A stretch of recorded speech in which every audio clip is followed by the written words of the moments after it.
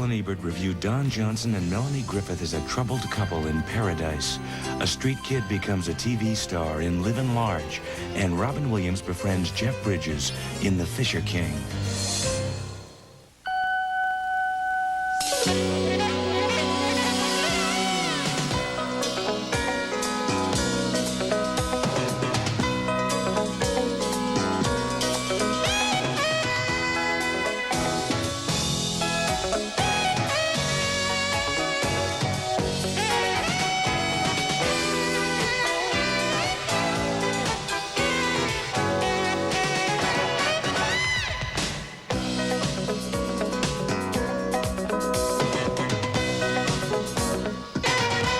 Can't make up my mind. Are you sick of me? Or are you just dead inside? Don't walk away, Lily. A young boy spends a summer in the country and does a little growing up in Paradise, one of the new movies we're going to be reviewing this week on Siskel and Ebert. And we'll also have a special report from the Toronto Film Festival, which marks the kickoff of the autumn good movie season. I'm Roger Ebert of the Chicago Sun-Times. And I'm Gene Siskel of the Chicago Tribune. Our first film is called Paradise, the name of a small rural town where a couple's pain over losing a child is transformed by a summertime visit of another child, a shy, bright boy who is the son of the woman's girlfriend. Melanie Griffith and Don Johnson play the couple, and it takes a full 50 minutes on the screen in this drawn-out movie before they acknowledge their son's death. Meanwhile, they just fight over things like church attendance. Why are you buying this sanctimonious crap? Because it comforts me. Well, there's more to life than being comforted. Like what? Living. Later, Don Johnson, in the inevitable rage scene, gets drunk and tears into his wife, who can't seem to let go of their child's accidental death. It's been 2 years. You're not the only one who lost a child, Lily! So did I! Meanwhile, the visiting boy begins to work his magic, becoming a surrogate son to shrimp fisherman Don Johnson. He says to the couple what they can't say to each other. Ben thinks you're beautiful. And in a layered-on sidebar drama, the boy, nicely played by Elijah Wood, develops a friendship with a neighbor girl. I know I'm younger than you. But am I your best friend? Yeah. Yeah, you are. And it will turn out that she has family problems of her own. It's all laid on a little thick in Paradise. The situation of the story is, of course, poignant. Losing a child is one of the most cruel fates that anyone can suffer. But we're reviewing the movie, not the problem. And the script by Mary Agnes Donahue resorts to old standbys like the child's untouched room, and her direction is even weaker. She's constantly moving the camera in tracking shots, outdoors, indoors, so that you notice what the camera is doing and not the actors in the scene. I didn't like Paradise. I didn't like it either, and that was a shame because I felt that Thora Birch and Elijah Wood, the two young actors, were very good in this film and that their characters were strong.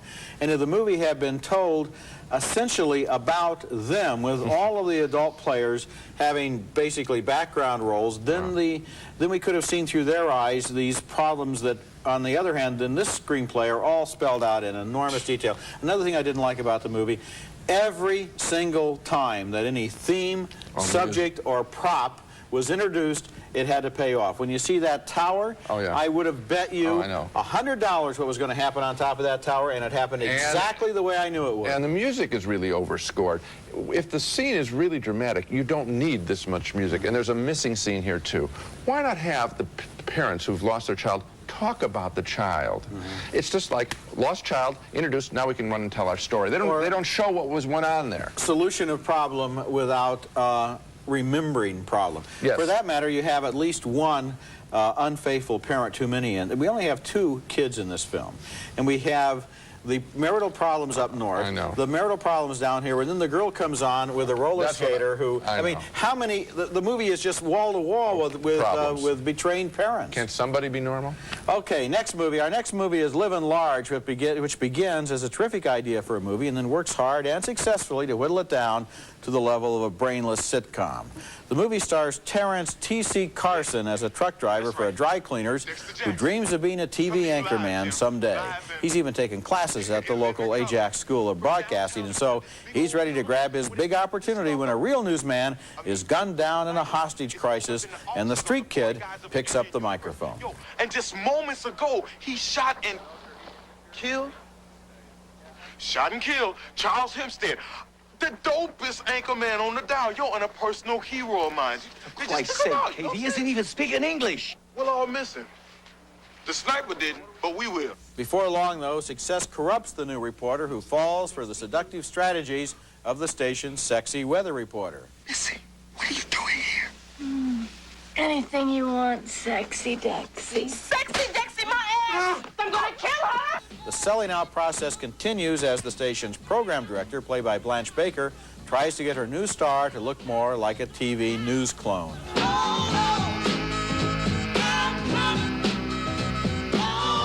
The opening scenes of Livin Large have a real and spontaneous electrical excitement as Carson grabs that mic and goes for the scoop, risking his own life in the process. But then the plot degenerates into all that dumb stuff about whether he's going to marry his fiancée or fall for the weather girl. There's a ridiculous station promotion in which they're going to get married on the air, and eventually all of the energy is gone, and there is just one more case here of a movie that takes a promising idea and pounds it down into the ground with cliches and formulas. Yeah, I mean, you don't want this story to be about a slapstick. Yeah. And two things. I don't think that I think the kid's smart enough that he wouldn't go for the weather girl. He would be so reinforced in his home environment that he would be more occupied with what he's going to do at home, and he would become a constituency, and the crisis of this kid traveling between black and white worlds, that's ignored in the picture really in any substantial way. The other thing is the news producer that seizes on him and wants to promote him, she's obviously smart. She wouldn't want to transform this guy into a clone. She'd be much more clever than that. Why don't they write a picture like this at the top of their heads instead of at the bottom level? This movie and some other movies I've seen recently have given me the feeling occasionally of watching the screen and seeing the character do something he wouldn't do, except the screenplay makes him do it. You can see the story conference right there on the screen as people cheap it down and dumb it down and translate it from what is real and vital material into something that maybe executives or somebody else can understand as having been done 1,000 times before. They make them dumb because they're easier to move around the story. An intelligent character, you have to think what they might do, and you have to be inventive. Coming up later in the show, a special report from the recently concluded Toronto Film Festival, what's hot and what's not for the fall and winter. But coming up next, The Fisher King, a dramatic comedy about a street person and a suicidal man featuring Robin Williams and Jeff Bridges. I love this guy! Do you know my Night on a special quest, and I need help. That's Robin Williams in The Fisher King, a homeless man in New York who sees himself as a messenger of God and whose fantasies become intertwined with a despondent, cynical talk show disc jockey played by Jeff Bridges. Bridges leaves his job, wanders the streets of New York himself, and bumps into Williams, who does his quirky comic thing. You should hang around this neighborhood! I was just leaving. Hold, varlet, or feel the sting of my shaft! In the name of Blanche de Fleur, unhand that errant knight! Come on, go for it! They can't do nothing! Nothing! Gentlemen! I like New York in June! While Williams charms Bridges, Bridges tries to help Williams meet the girl of his dreams, that he's too shy to confront himself. Oh, she loves dumplings. That's the Wednesday ritual. Oh, it's so sweet. Oh, she does that every time. We've seen a lot of these same moves from Robin Williams before. Now, when Jeff Bridges does find his way home, his girlfriend, Mercedes Rule, is upset he's been spending too much time with a guy she assumes is a lunatic. All right, I'm sorry. I feel indebted to the guy, okay? All of the relationships improve as the film progresses, of course, and in a needlessly tacked-on sequence, Williams and Bridges join forces to capture from a fortress-like home a goblet that Williams is convinced is the Holy Grail. There is no Holy Grail. Jack, ye of little faith. Jack, there has to be a grail. What were the Crusades? A Pope's publicity stunt? By now, I think Robin Williams is more effective on screen when he's quiet than when he's spritzing comedy.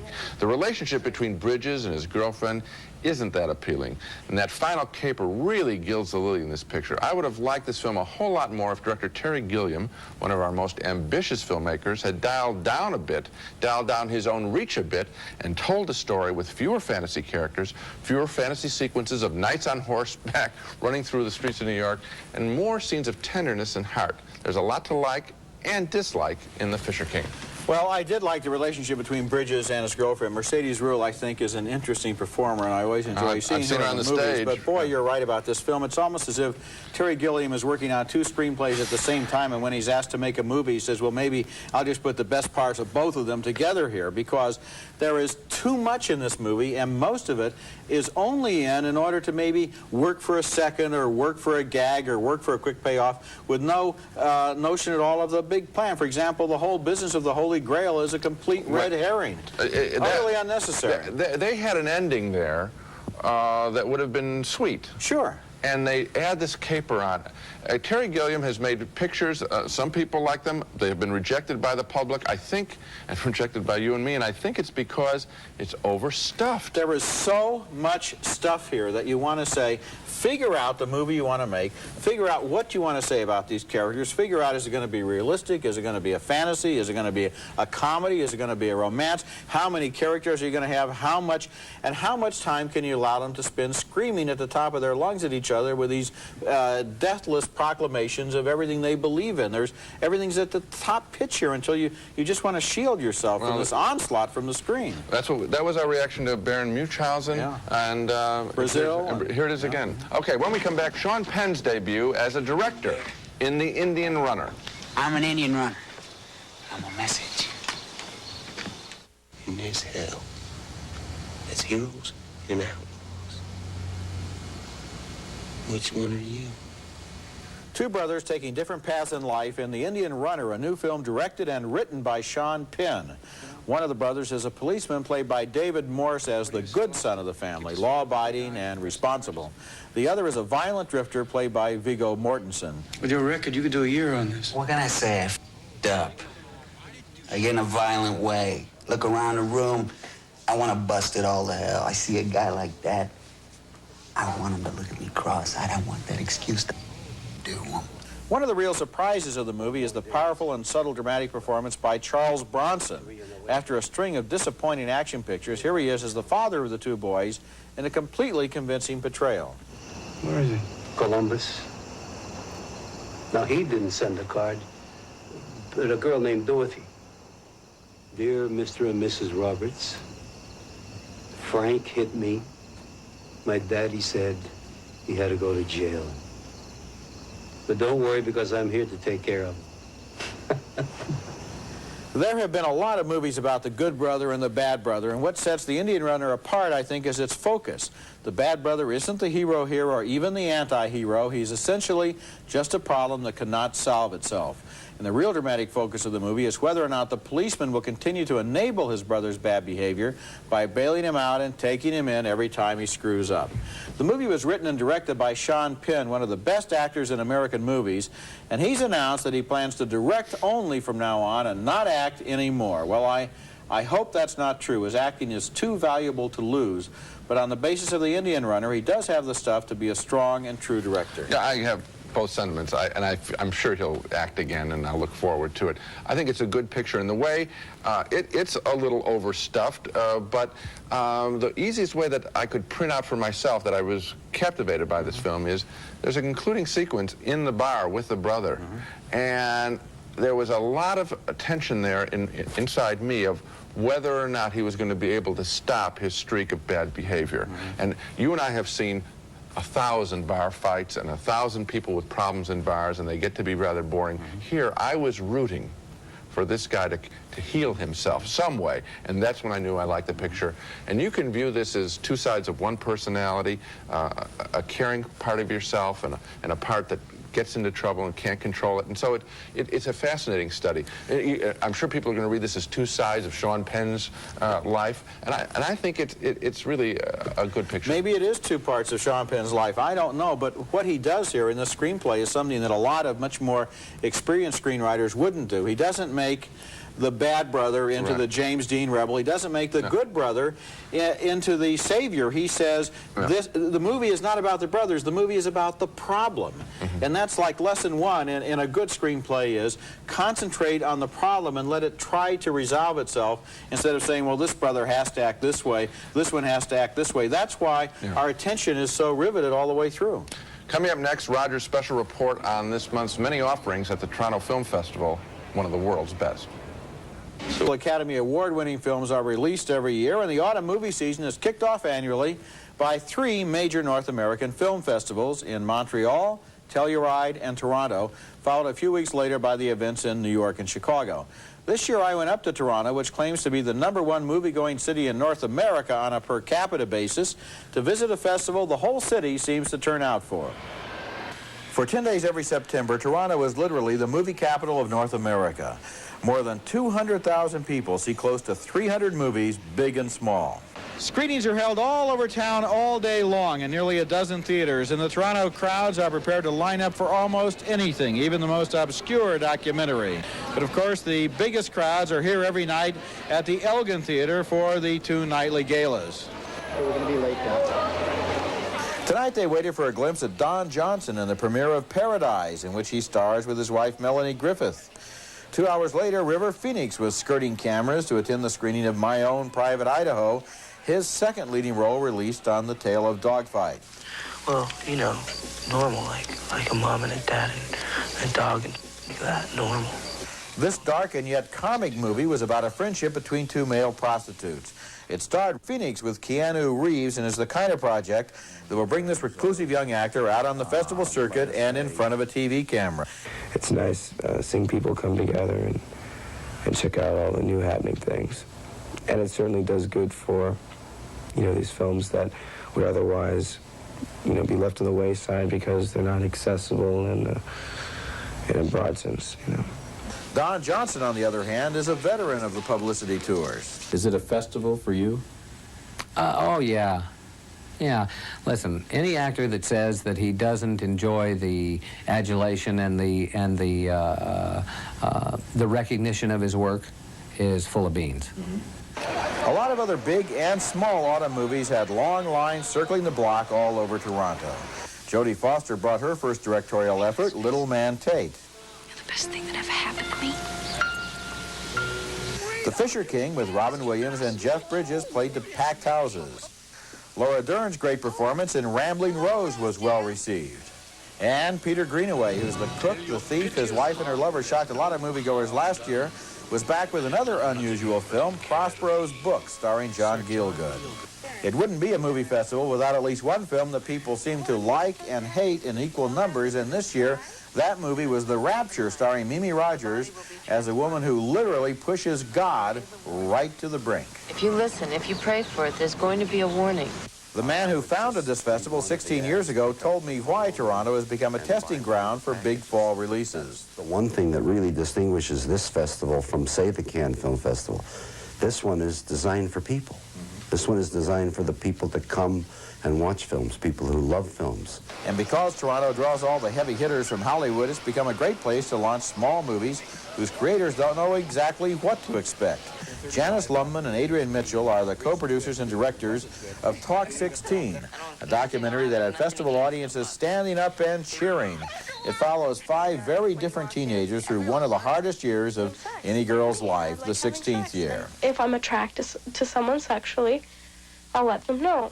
The women who made Talk 16 at first just hoped it would be able to play at the festival. But now they've sold the Canadian rights and they're negotiating with a couple of companies who want to distribute the film in America. We weren't expecting people coming up and saying, hey, we love your film and we want to buy it, we're interested in it, and we love the girls, you know, what are their phone numbers? It's been amazing. Documentaries don't often make very much money at the box office, but I think Talk 16 could be this year's Roger and Me. Coming up next, our video pick of the week, a film that Roger and I disagreed about mightily when it was released in theaters earlier this year.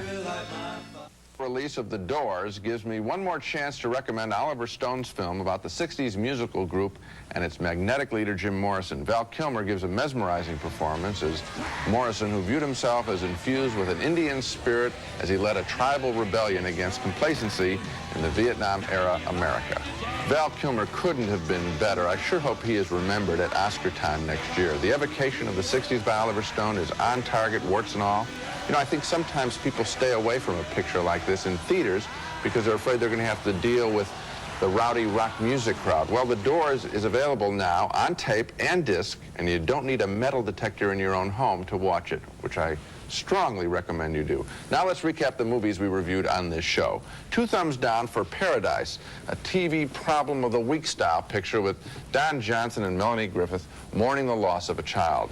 2 more thumbs down for the inept comedy Living Large, about a young black man from the streets trying to become a TV anchorman. And 2 more thumbs down for The Fisher King, the overblown comic drama about a street person and a despondent radio talk show host.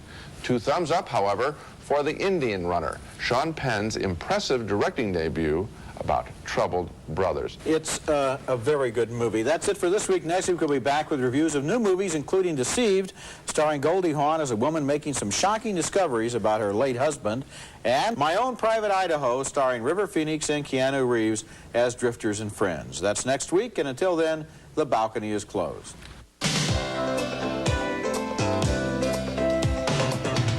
New exciting Major League Baseball raisins from All-American Raisins. Check out your local team, the healthy pro sport snack for all occasions. Ruffy Sure Sack trash bags carry heavy loads and cost less. Sure Sack, the best value you'll ever throw away. For that special time in your child's life, bring home Walt Disney's cartoon classics, Disney videos for your child's magic years. Presenting now by Armatron, stunning fashion-forward designs that combine the very latest upscale styling with a superb quality long associated with Armatron.